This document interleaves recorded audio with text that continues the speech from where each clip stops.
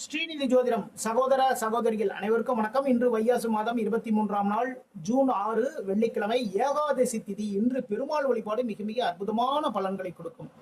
சித்திரை நட்சத்திரங்க இன்று முருகப்பெருமான் வழிபாடும் தாராளமாக பண்ணலாம். சித்தயோகம் இன்று முழுவதும் நல்ல நேரம் காலை 9 மணி முதல் 10:30 மணி வரைக்கும், மதியம் 12 மணி முதல் 1:30 மணி வரை.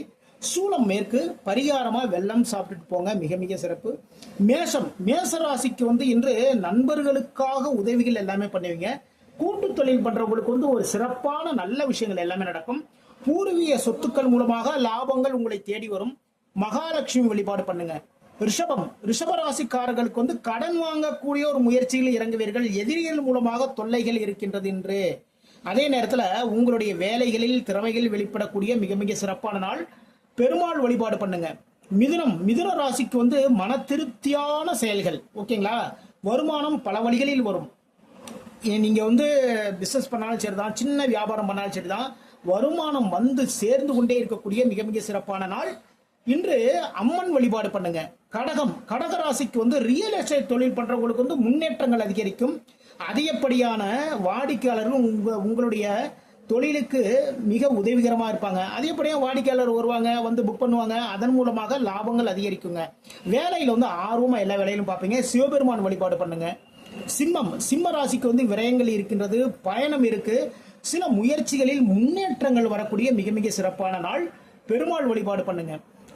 கன்னி ராசிக்கு பேச்சின் மூலமாக வருமானம் கூடக்கூடிய மிக மிக சிறப்பான நாளுங்க.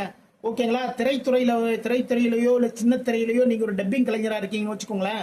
இன்னைக்கு உங்களுக்கு தொடர்ந்து பேச்சுக்கு, அதாவது டப்பிங் பேசுறது தொடர்ந்து வாய்ப்புகள் வந்து கொண்டே இருக்கக்கூடிய மிக மிக சிறப்பான நாள். தொழில் வியாபாரத்தில் லாபங்கள் கூடக்கூடிய மிக மிக அற்புதமான ஒரு நாள். மகாலட்சுமி வழிபாடு பண்ணுங்க. துலாம் ராசிக்கு வேலைகள் எல்லாத்தையும் சுறுசுறுப்பா பார்ப்பீங்க. இன்று முழுவதுமே தொழில் சார்ந்த ஒரு எண்ணம் இருக்குங்க. தொழில வியாபாரத்துல லாபத்தை பெருக்கிறது என்னென்ன பண்ணும். அதே நேரத்தில் பயணமும் இருக்கு. பயணத்தில் கொஞ்சம் கவனம் எடுத்துக்கொள்ளுங்கள். முருகப்பெருமான் வழிபாடு பண்ணுங்க.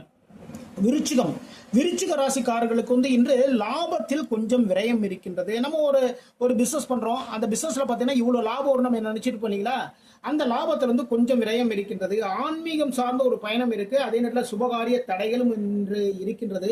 குரு பகவான் வழிபாடு பண்ணுங்க. தனுசு ராசிக்கு தொழில் சார்ந்த எதிரிகள், தொழில் சார்ந்த எதிர்பாராத பிரச்சனைகள், ஆனால் எதிர்பாராத ஒரு லாபமும் இன்னைக்கு இருக்குங்க.